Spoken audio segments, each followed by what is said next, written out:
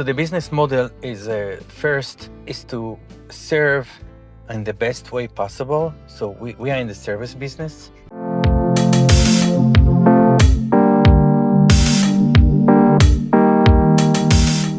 We are in a home improvement service. So we fix in people's houses here. Sometimes it's a small project, sometimes it's a big project.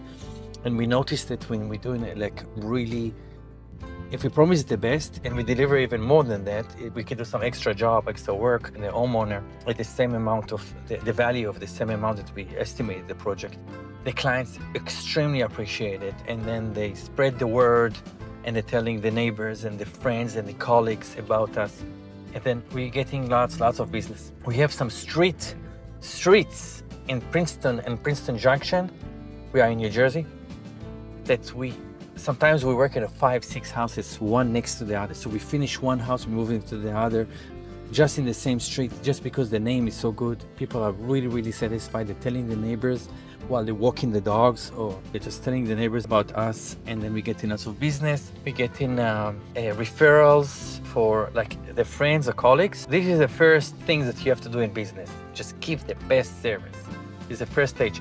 Second stage, make sure that you're probably going to expand the business, because when you get lots of business, you're going to have more employees, you're going to have more trucks or more restaurants, depending what is your business is, what is your model. So you need to make sure that you're keeping the same level, excellent level when you're expanding. This is a natural thing that will happen when you deliver a really good job. You're going to start expanding because the demand will be higher. First thing, just make sure that you can keep the same level and then keep expanding.